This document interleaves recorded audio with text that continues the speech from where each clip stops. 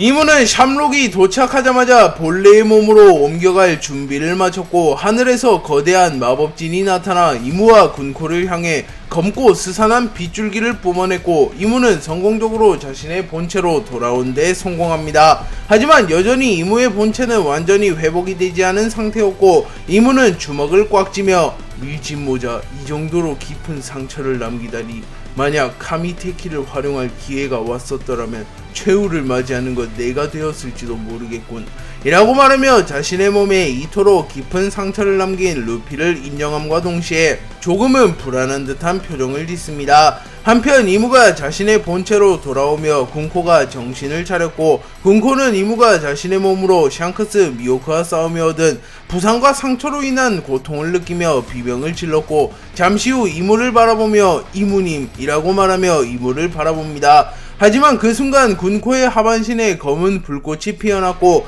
군코의 몸이 점점 사라져가기 시작합니다. 그리고 군코는 고통스러운 듯한 비명을 지르며 샴록을 바라보며 샴록, 일반적인 부상과는 다르다고 라고 소리쳤고 샴록은 지그시 눈을 감으며 이미 생의 신은 너를 떠났네 군코, 신의 기사단으로서의 노고는 잊지 않으마. 잠시라도 신의 양분이 되어 세계 정부를 위해 기여한 것에 감사하며 가게나 라고 말하였고 그제서야 군코는 자신이 토사구팽당한 것을 알게 됩니다. 그리고 군코는 이무를 바라보며 이무님, 당신을 위해 수십 년 이상 헌신한 저를 이라고 소리쳤고 이무는 자신을 수십 년 이상 섬긴 군코가 죽어감에도 눈 하나 깜빡이지 않으며 운명을 받아들여라 군코, 애시당초 신의 기사단은 신의 뜻을 수행하기 위해 길러진 사냥개들이 아니었느냐 라고 말하며 돌아섰고 군코는 자신이 토사구팽당했다는 사실을 깨달은 뒤 죽어가는 몸을 이끌고 분노하는 모습을 보이며 순식간에 이무에게 달려듭니다. 그러나 샴록이 순식간에 군코를 베어버렸고 군코의 팔이 깔끔하게 절단되며 공중으로 날아갔고 검은 불꽃이 서서히 군코의 하반신을 넘어 상반신마저 태워가며 군코는 죽음을 눈앞에 두며 눈을 감습니다. 그리고 군코는 브룩과의 과거를 떠올리며 죽어갈 때가 되니 알 수 없는 기억들이 선명해지네.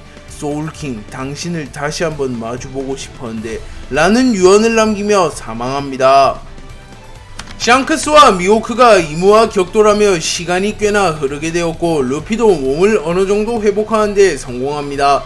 하지만 여전히 루피의 팔에는 악마의 문양과 같은 무언가가 남아있었고 루피는 몸을 고무처럼 늘리는 것은 가능했지만 니카의 힘을 사용하는 것은 여전히 불가능했습니다. 그리고 초파는 루피에게 안정을 취하라고 말했고 써니오에서 조로와 쌍디 역시 안정을 취하고 있었습니다. 하지만 루피는 자신이 나서지 않으면 그 누구도 이무를 막을 수 없다고 판단했고 루피는 곧바로 다시 한번 이무를 막아서기 위하여 이무에게로 향하려 합니다. 하지만 나미가 이를 막아서며 루피, 그 몸으로 더 싸우는 건 위험해 라고 말했고 루피는 하지만 내가 아니라면 누구도 이무를 쓰러뜨릴 순 없다고, 그 녀석도 분명 지쳤을 거야 라고 소리쳤고 조로는 루피, 네 말엔 100번도 더 동의하지만 급하게 움직이기만 해선 해결되지 않는다고 라고 말했고 쌍디는 이번만큼은 마리모 검사의 말이 맞는 것 같아. 인정하기 싫지만 세계정부는 즉흥적으로 상대할 적이 아니야 라고 말했고 루피는 주춤하며 조금은 고민하는 듯한 표정을 짓습니다.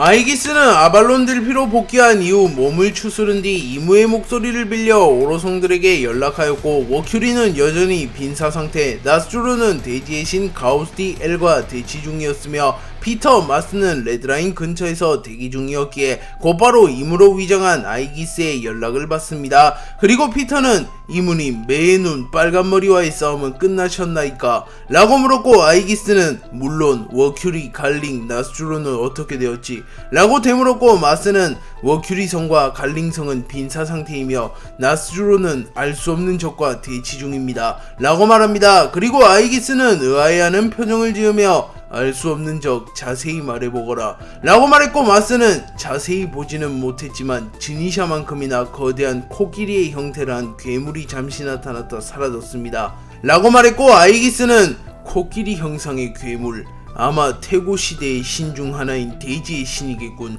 이라고 중얼거린 뒤 나스로 홀로 감당할 수 있는 남자가 아니다 라고 말했고, 마스는 네, 안 그래도 사카즈키 원수와 보르살리노 대장이 지원을 간 참입니다. 죄송합니다만 송구스럽게도 꽃의 방에서 아나스타시스를 회수하는데 실패했습니다. 쾌의사가 세계정부를 배신하고 어둠에 가담하는 바람에 라고 말끝을 흐렸고, 아이기스는 충격을 받은 듯한 모습을 보이며 곧바로 전보벌레를 집어 던져버렸고, 마스, 아나스타시스를 회수하는 간단한 일조차 실패하다니 라고 말했고, 그 순간 마스는 생명의 위협을 느끼며 죄송합니다 이모님 이라고 소리칩니다. 그리고 아이기스는 연락을 뚝 끊어버린 후 마샬디 티치, 범상치 않은 녀석이면 확실했지만 역시나 세계정부를 향해 이빨을 드러내는구나. 록스디 지백, 마샬디 에이버리, 마샬디 티치와 엮인 녀석들 역시 하나같이 거물들이로군 이라고 말합니다.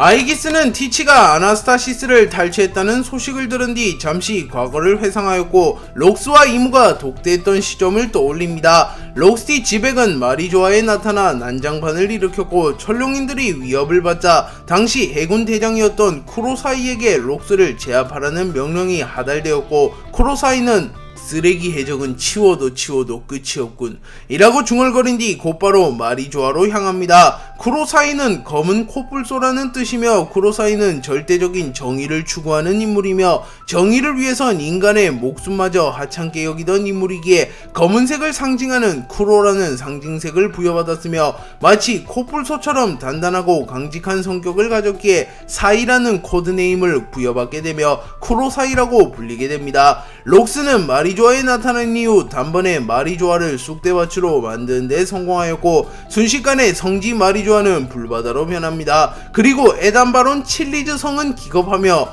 해군 대장은 어디 갔냐이, 당장 저놈을 막으라이 라고 소리쳤고, 록스는 자신의 칼에서 흘러나오는 피를 닦으며 천룡인이란 놈들은 겁쟁이 투성이군. 고작 해군 따위를 믿고 세계에 군림했던 것인가? 그렇다면 오늘 내가 이 세상의 새로운 지배자가 되어주마 라고 소리친 뒤 곧바로 에단바론 칠리즈 성의 목을 베어버리려 합니다. 하지만 그 순간 해군대장 쿠로사이가 나타나 록스의 검을 막아섰고, 쿠로사이는 록스디 지백, 최근 명성이 자자한 해적, 겁도 없이 성지에 쳐들어오다니 라고 말했고, 록스는 만족한 듯한 표정을 지으며 보하하하하, 해군대장 쿠로사이, 이 녀석은 내 상대가 되지 못한다고 라고 소리쳤고, 그 순간 록스의 폐양색 패기가 성지 마리조아 전체를 뒤덮었고, 나수로는 당황하는 표정을 지으며 이 정도의 폐양색 패기를 뿜어대는 녀석은 공백의 100년 이후 해적왕 겐타이 이후 처음이군 이라고 말했고, 피터는 그래봤자 애송이 하나가 왔을 뿐 이라고 말합니다. 록스와 쿠로사이의 대결이 성사된 이후 쿠로사이는 곧바로 자신의 주먹에 문양색 패기를 휘감은 뒤 빠른 속도로 록스에게 접근하여 주먹을 뻗습니다. 하지만 록스는 견문색 패기를 사용하여 쿠로사이의 공격 경로를 완벽하게 읽어낸 뒤 쿠로사이의 공격을 피해냄과 동시에 폐양색 패기를 마치 번개의 형태로 방출시켰고, 쿠로사이는 치명상을 입으며 쓰러집니다. 그리고 록스는 웃음을 지으며 보하하하하, 해군도 수준이 많이 퇴보했군. 거프, 센고쿠, 쓸만한 신입들이 두각을 드러내는 것 같던데 이제 은퇴할 때가 된 것 같군 이라고 말했고, 쿠로사이는 단 하나만에 자신과 록스의 격차를 실감하며 좌절합니다. 하지만 쿠로사이는 해군 대장이었기에 좌절할지언정 대결을 포기할 생각 따윈 없었고, 곧바로 악마의 열매 능력을 사용합니다. 쿠로사이가 악마의 열매 능력을 사용한 뒤 주변의 공기가 매우 뜨겁게 끓어오르기 시작했고, 순식간에 성지 마리조아의 건물들이 녹아내리려 합니다. 그리고 쿠로사이는 성지에선 능력이 제한된다. 이 녀석이 남자라면 자리를 옮기는데 동의해주겠나? 라고 물었고, 록스는 코웃음을 치며 멍청한 놈, 너와 나는 스포츠 경기 따위를 하는 게 아니야. 목숨을 건 승부라고 라고 말하며 쿠로사이의 제안을 단호히 거부합니다. 그리고 록스는 성지 마리조아가 파괴되는 것이 쿠로사이의 약점임을 파악한 뒤 일부러 범위가 큰 공격을 시전하며 쿠로사이의 집중력을 흔들었고, 쿠로사이는 곤란한 듯한 표정을 짓습니다. 하지만 결정적인 순간 쿠로사이가 악마의 열매 능력을 사용하여 록스를 멀리 날려버리는 데 성공했고, 쿠로사이는 길게 끌어서 좋을 것 없다는 걸 잘 알았다. 지상 최강의 능력으로 널 단숨에 녹여주마 라고 소리칩니다.